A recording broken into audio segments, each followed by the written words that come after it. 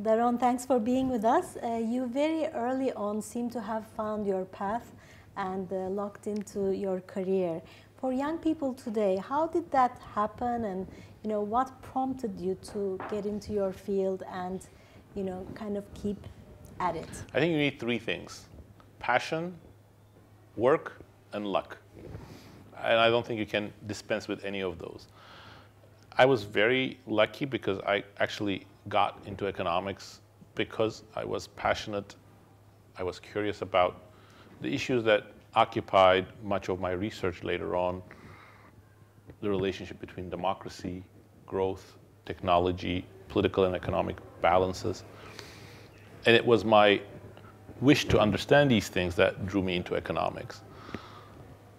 I quickly realized that this was fun, much deeper than I could have imagined, and it was sprawling, and the only way to tackle these things was to work much harder than I was prepared to, but I adapted to that. Was the work part.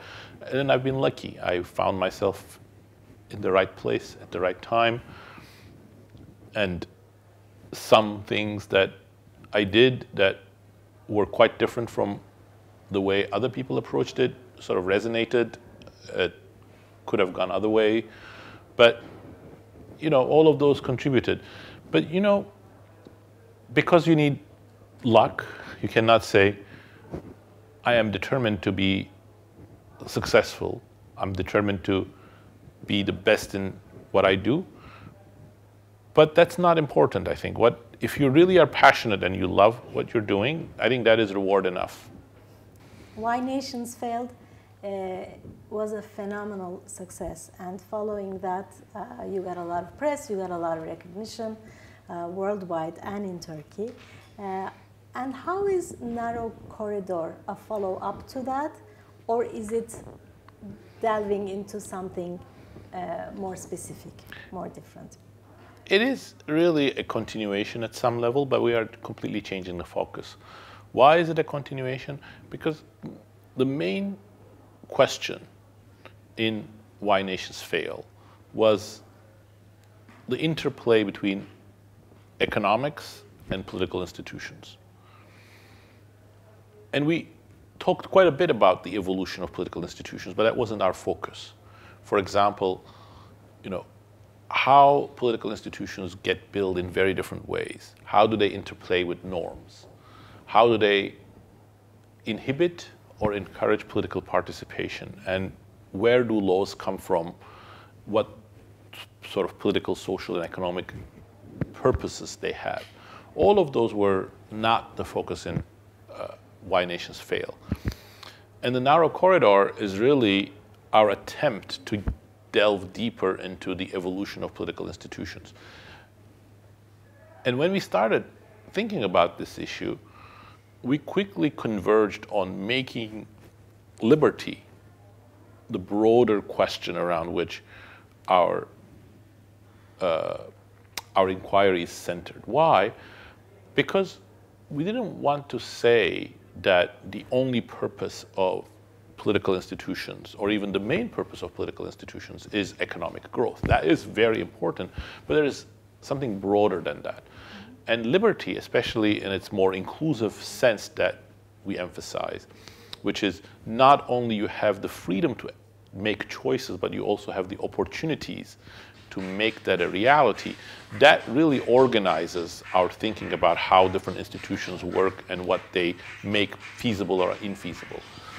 And that really brought into focus for us how the struggle between state and society plays out, what role norms play in this endeavor, and also crucially, why it is that you need this balance between laws on the one hand, but the rebellious nature of society, its ability to actually defy authority, and in that process keep elites, politicians, bureaucrats accountable. That was the critical part of the Narrow Corridor, and that's what we think it's relevant for the future, but we start from history to understand it. Thank you. And lastly, I wanted to inquire about the future of the university with the digital age, with globalization. Do you see a different future of interacting with students, of creating knowledge, of disseminating knowledge? What are your, thoughts about the future? Absolutely. I mean, I think if you look at every institution that we have, from the labor market to media to the manufacturing firms, they're all changing and they all need to change. The university is no exception. What we can achieve in terms of dissemination at low cost, especially to the developing world, with technologies such as online education, web-based education, interactive, real-time by using augmented reality, all of those are going to be on the table. But there are also parts of the university system that has evolved over centuries that are invaluable and that shouldn't be lost. One is that universities are a hub for person-to-person interactions.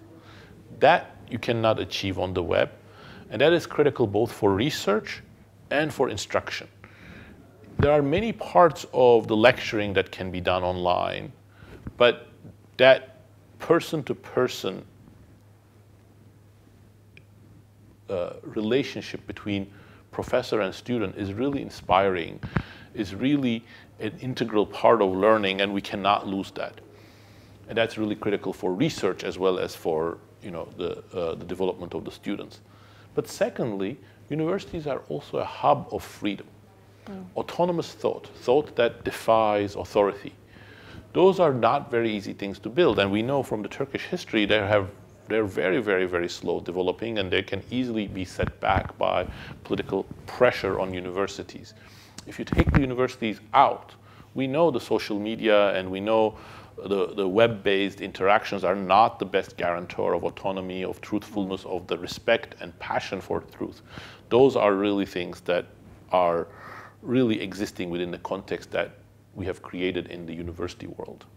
Daron Acemoğlu, thank you very much. Thank you, İpek. My pleasure.